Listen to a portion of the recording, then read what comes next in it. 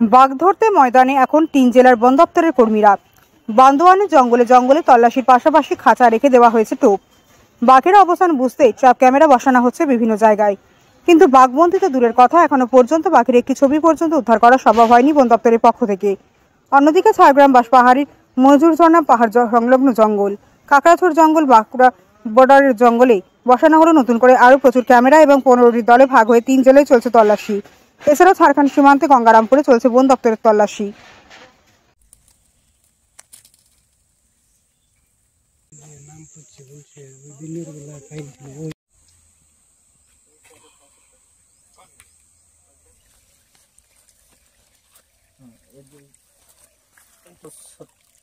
ষোলো না 17 সেন্টিমিটার দাঁড়াইছি।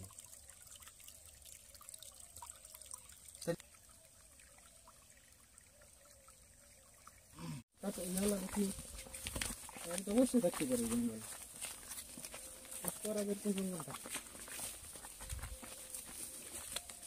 রাস্তাই আগের বলে তো এগুলো ঘুরেছি।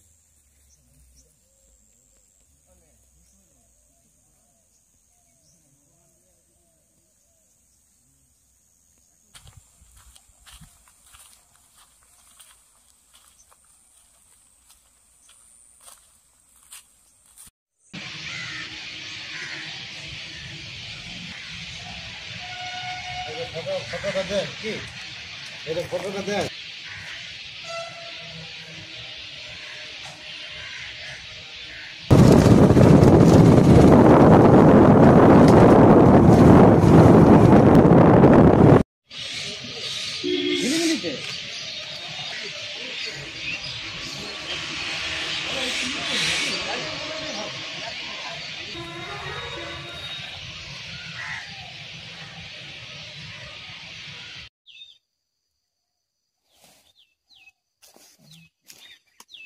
অনেকটা বেরিয়ে গেছে।